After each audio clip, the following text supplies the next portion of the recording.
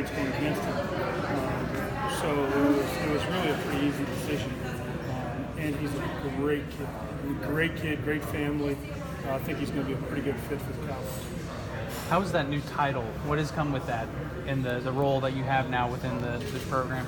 It's probably it's more speaking engagements, definitely, and it's more conversation with Coach Gundy.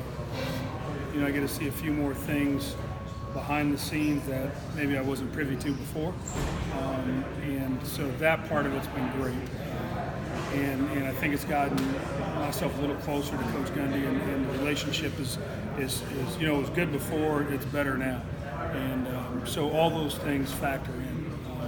Is it more game day duties? Probably not. Is it more outside of it and football logistics and all something? Yes. And so it's been good, definitely. Is that something you want to evolve into a possible head coaching job sometime down the road? Absolutely. Yeah, there's no question about that. I always wanted to do it, but at the same time, it's got to be the right time. And Oklahoma State's been great to us, and Coach Holder, and this is not something I want to hit the fast forward button on. I love being here in Stillwater, and hopefully if that time comes, it'll be the right time, and we'll make that move. How has Patrick always helped you kind of get closer to Coach Gundy? What would you say is something maybe you've learned about him, or kind of been able to pick up on a little bit better how he wants his system to work, or football or not? Yeah, probably, one of the primary things that just comes right off the top of my head is just in recruiting. What is the message that he wants to convey? Where are we going with Cowboy culture? How does he see this thing working, and the trickle-down effect from the top? So that's one of the things that just comes to me right off the top of my mind. But generally it's a day-to-day type of thing where, we'll talk about several different things that have come up from, players to direction of the program to whatever. And don't get me wrong, this is not where I'm making decisions on things. I mean, it's his baby. He just allows me to get in there and see it. Speaking of recruiting, has it expanded what he wants from you when it comes to possibly going out in his name instead? Yeah, I think that's going to probably show up a little bit later on when we get into this recruiting class, and we can get involved with the contact period. We haven't had that right now, and I could see that coming out definitely. If he's out of town or needs to be two places at once, and hey, go cover this for me in West Texas, I'm just making something up, but I could see that happening for sure. How's Patrick McCoffman progressed since his injury last year? He's good. Pat's doing really well. So, it was nice for him. He took off the knee brace. He's been running through the summer without a knee brace on, and that's made a big difference for him. He's not a blazer. Okay? Yeah. And his skill set, his dominant trait is the fact that he's 6'6", and great ball skills. So, as long as he gets down the field in somewhat of a timely manner, then he's going to have a chance. And with the knee brace on in the spring, it was give or take here and there, from practice to practice. But now he's running with it out on, without the knee brace on, and hundreds look better, stadiums look better. He's going to be a better player come August. There's no doubt. He's going to look like what we saw last August before he got here. And it seemed like he was kind of progressing into potential playing time last August. Do you envision that going into this year? I do. Okay. I do. He's going to have a big role for what we do as long as he stays healthy and stays the course. He's a good player. Yeah. He's a good player. But there are other good players there too. CJ Moore and Jordan McCray. So the nice thing is we've got competition at that spot. And so I'm excited to see what kind of comes out of that X position. I have no idea what's going to happen. Right now I would think that, Jordan having already played, major college football. The other two guys don't have snaps to their names. Pat McCoffman hasn't played Big 12 football. CJ Moore has one snap to his name in major college football. Well, Jordan started for 2 years. So do I think he's going to have the upper hand? I do right now, just from experience. When you had the opportunity to bring Jordan in, Kasey, what were the things you liked about him? Personality. He gets along. He's great with our teammates. Great. The kids love him. It's not about him. He's a team guy, which is what this whole place is.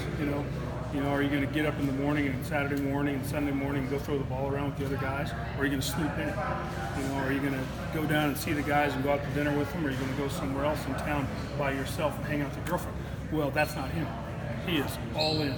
And our kids love him, and it's been like he's been here for 5 years. So I mean, I really cannot say enough good things about how Jordan has stepped into his role so far. It's early, but so far. The height of those guys, that's long. pretty enticing, I would think. I mean, and you've had some tall guys, but not that many at once that comes to mind. Yeah, 6'5", 6'5", 6'6" right now. Yeah. So we're long. They can all bounce. They've all got good ball skills, and that fits that mold of what we want to put at that X position. Again, we're trying to make sure our quarterback, if he can, if he's flushed or has an issue or whatever, has somebody on the field that can go get it at the highest point, higher than anybody else on the field. And generally, your average corner is 5'11", 6 foot, and so we have a matchup difference there of almost a foot by the time you measure wingspan and height. So, and then those guys can jump too. So, if it breaks down, we got a chance to win it even. How are they? The height will stand out. Everybody will be talking about that similarity, but I assume those guys. I mean, like you mentioned, Patrick. He's not necessarily the most quickest guy you got out there. How are they similar? How are they different? Even though their height might be similar. Pat's more powerful. CJ is quicker. CJ's got a smaller guy's movement to his body, even though he's really long. And then kind of Jordan's somewhere in the middle of all those guys. And, I think at some point, CJ's going to be dynamic for OSU. Okay, but obviously we didn't think it was right now. He needs to mature just a little bit more. He needs to, get out there and grind a little bit harder and take it a little bit more serious. And Jordan was the guy to come in here and give us that buffer year. And then Pat, we weren't sure about because of the knee injury. And I think he's doing a great job, don't get me wrong, but you just never know coming off of a knee. And so we needed to make sure we had an insurance policy. That was Jordan, and it's created great competition. How aware were you of Jordan before he shows up on the court? Not very. Okay. To be honest, we saw him play last year versus us, and he made a couple good catches, but it wasn't like, oh my God, And now South Alabama, they did not throw the ball. No. Yeah. They're a fly sweep team, and so we thought that he was a little bit underutilized there, and that he would fit our scheme. And there's some things that some players, fit better than others, some places, and he's one that we think fits our place better than theirs. But he wasn't a guy like when he was in high school or anything that you were overly aware of or anything. We try to keep our area at about 6 hours away from here, and we hope that our kids, when they come here, feel like that it's local, it's familiar, and we don't usually go out of region a whole lot. So no, he was. So that's why I say he wasn't really on our radar. Not that he wasn't a good player in high school. We just don't look past 6 hours a whole lot unless there's some sort of connection. What does CJ Where do you do? see him growing most over the past year? Probably in just his route running. He's a good route runner to begin with. Releases are good. It's just a matter of consistency for him. One day he can be phenomenal, and you think he's going to be the next great one. So I know that that day's coming because you see it in certain practices, but you don't see it every day. And that's why we needed to go get another guy. We've talked to you almost 10 minutes and haven't even brought up your Political finalist. How is he embracing this new rule? Because a year ago, he was kind of a relative unknown coming off of what James Washington had done. He was, but he was to everybody here and to the fan base. For us, he wasn't. You could see it coming the year before. That's why he played. I mean, there was no reason for Tylan Wallace to play with James Washington as one, Tyron Johnson as the two, him as the three. Why play him? Well, because he's really good. And in a year, those guys are gone. And you didn't want him walking into the stadium, big-eyed, mouth wide open, going, oh my gosh, what have I got myself into, and have that learning curve last year. So did it cost him a little bit in his freshman year? Probably.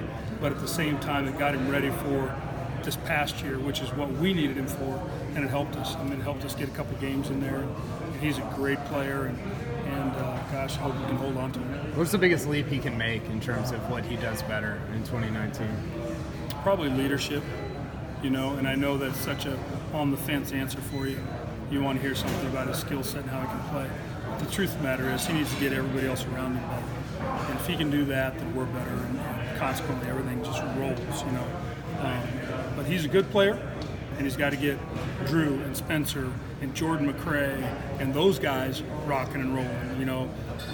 That's what really matters. How have you challenged him to do that? How do we challenge him? How have you challenged him to do that?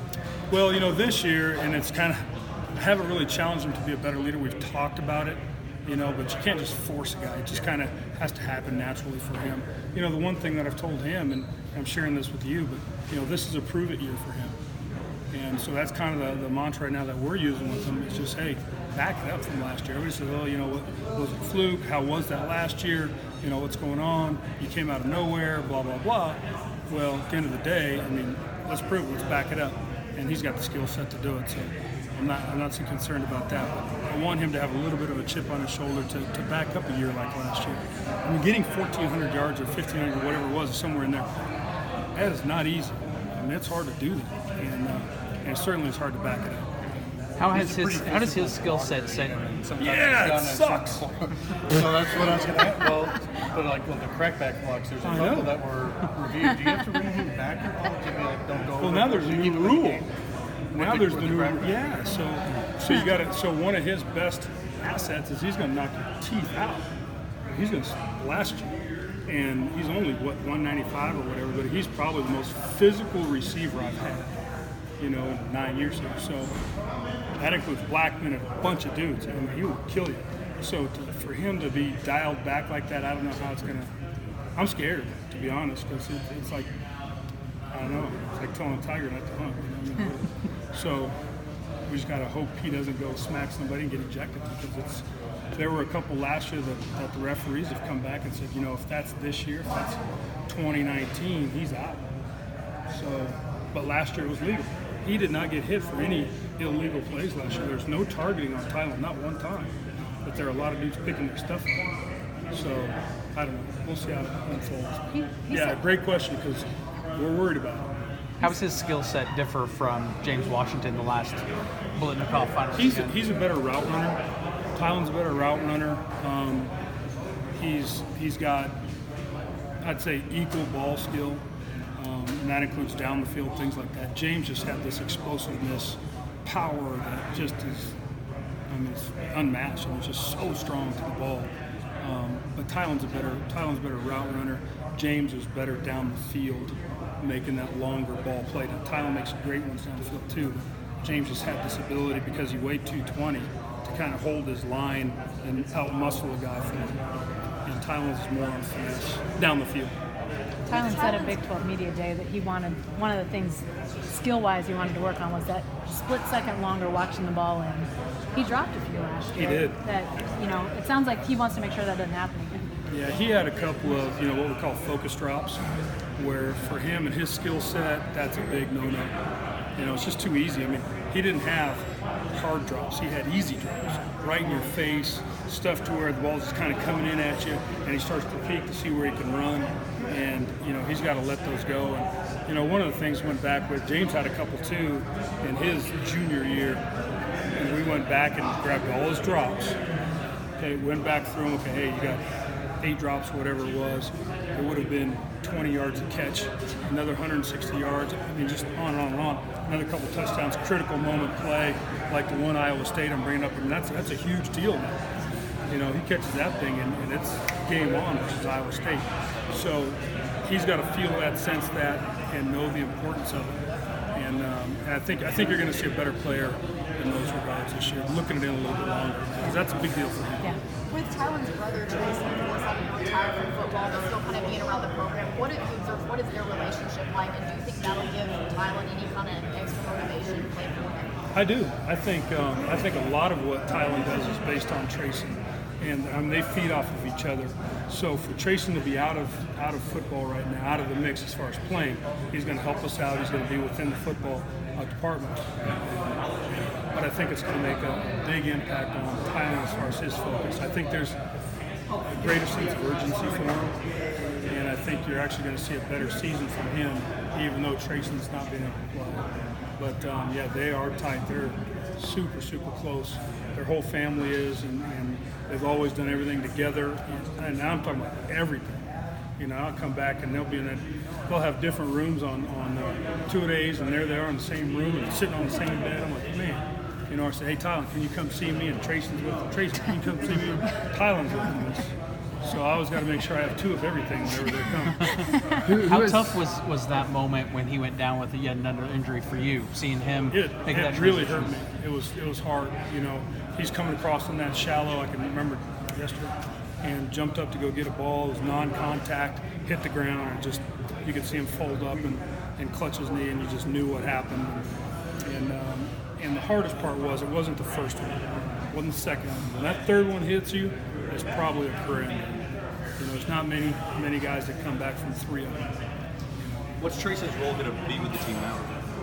He's going to work with me with wide receivers, and he'll do a lot of cut-up stuff and help me out with just some drill work and things like that. So just whatever I can kind of put, whatever projects I put him on and keep him within football. And he does a good job. I have him do like a lot of NFL cut-up stuff and just show it to the players to give them a different perspective on what it looks like, and different speed and tempo and aggressiveness. And so he's on more the NFL side of giving our kids good examples. Kasey, these guys were asking you earlier about the new title, and obviously you guys have had so much success. The coordinator position or different situation. I'm sure those opportunities were out there for you. Why stay? Why stay with Oklahoma State? Why be here for year 9? Like the kid that we're trying to recruit here, it's a really good fit for us, for the Dunn family. Both my daughters, there's nowhere else they really wanted to go. They're both here. We've told them they can go anywhere they want in the country as long as they can get admitted. And they both decided on Oklahoma State. My wife loves it here. It's country for her. She comes from a town of no stoplights. So it's not like she needs the Bon Marché or Nordstrom's or something like that. She's good with Walmart, So it's good. And we got 2 Walmarts in Stillwater. Technically 3 neighborhood we market. We have 3 now. Neighborhood market. Yeah. But she can't get her undergarments in there.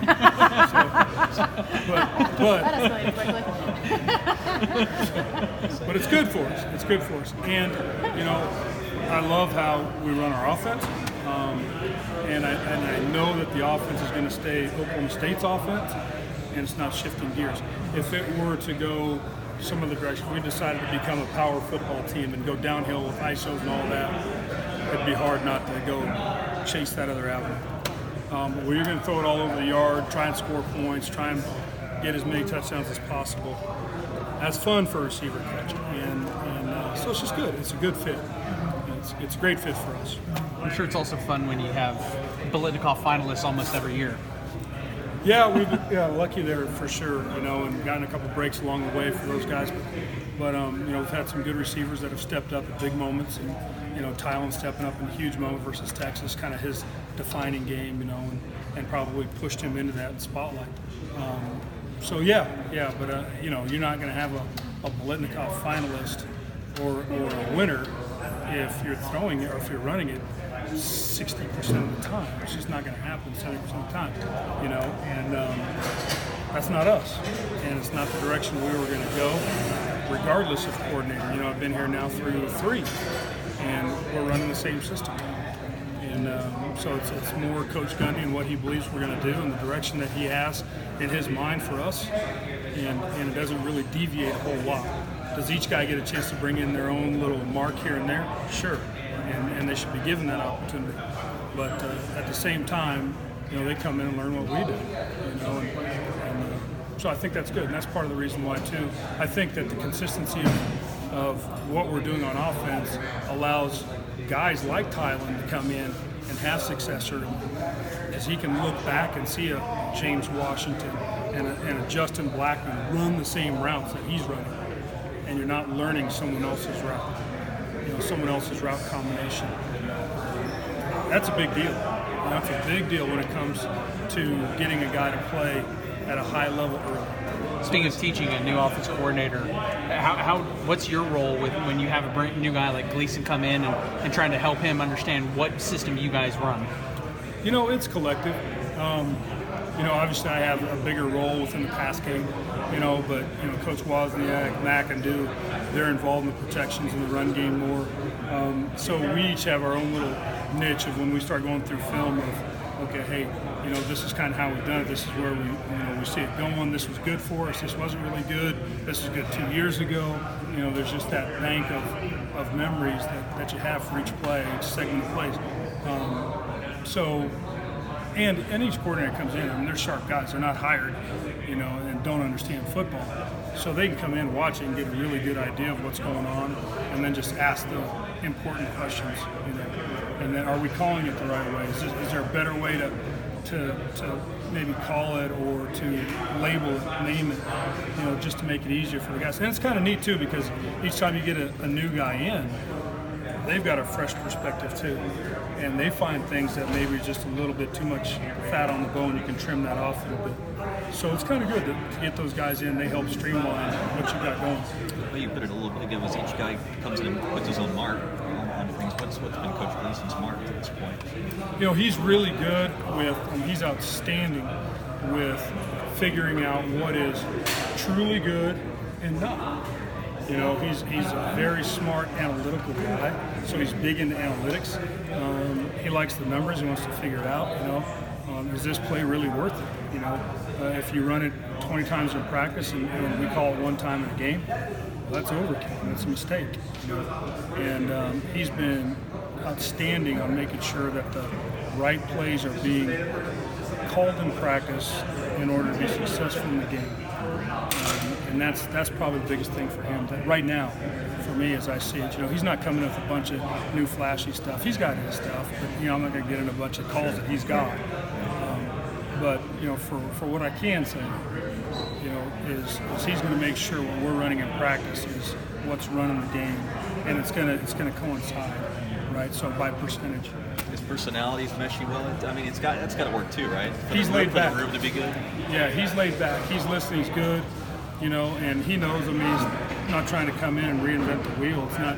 We're not 120th in the country in offense, so he's not coming in overthinking anything. It's hey, what can we do just a little bit better, and that's the right approach. And he's fun. He's easy to get along with. There's no issues. And I think we're in for a pretty good season. We just got to get a couple little things worked out. Figure out who that quarterback is. Everybody wants to know. You don't know. Who? You don't know. You do I don't know. You do know. You're not going to say. Dylan Stoner. Really? No. That's a story. That's a story. We talked about younger guys and older guys, but what about the kind of guys that have been here 2 or 3 years, kind of the Braden Johnson guys? Who has stood out of that group that you're like, well, maybe they haven't played in the past, but maybe this is time Braden for them Johnson. Okay. Let's He's start the there. one. Yeah, he's big. He's rocked up. He looks like a damn action figure. He's fast as hell. Looks like Wolverine out there playing wide receiver. His ball skills are much better than where they were, and that was kind of his issue coming in was, how's his ball skill? Is he going to make that tough catch for us? And, he's catching everything right now. So we'll see, coming in. He had a really good spring. Unfortunately for him, he's behind 2 really good players, and Dylan and Landon Wolf. But he's going to play, and I think he's going to be that guy that at the end of the year, man, he showed up in a big way at certain times. And am I going to say he's a 50-catch guy? It's hard for me to say that unless somebody gets nicked up or he can beat out a Landon or a Dylan. But right now, those 2 guys are playing good football, and he's one of those 3. What about C.J. Moore? CJ's